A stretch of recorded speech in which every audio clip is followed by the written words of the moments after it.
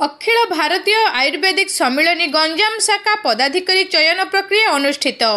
भावनगर स्थित divine nursing home सम्मिलनी कक्षरे Akhil Bharatiya Ayurvedic सम्मिलनी Ganjam शाखार नूतन पदाधिकारी चयन कार्यक्रम अनुष्ठित हो जाइछि। एथिरे सभापति भावे डाक्टर अतुल्य कुमार पट्टनायक, साधारण संपादक डाक्टर किरण कुमार पाणिग्राही, जुग्म संपादक डाक्टर रवींद्रनाथ गंतायत, कोषाध्यक्ष भावे doctor Bipin Bihari Sahu, organising secretary doctor Sishirkanta Mishra, सांगठनिक सदस्य भाव डाक्टर गांधी चौधरी, डाक्टर हृषिकेश फाड़ी मनोनीत हेले।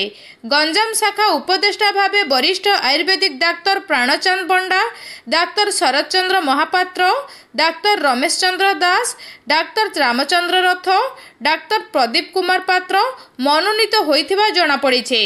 उक्त चयन प्रक्रिया रे राज्य सभापति धनेश्वर बलियार सिंह, राज्य संपादक डॉक्टर शरद चंद्र राउत, कोषाध्यक्ष डॉक्टर विजेंद्र पात्र एवं राज्य सांगठनिक सदस्य प्रोफेसर डॉक्टर सत्य पट्टनायक चयन प्रक्रिया को परिचालन करथिले।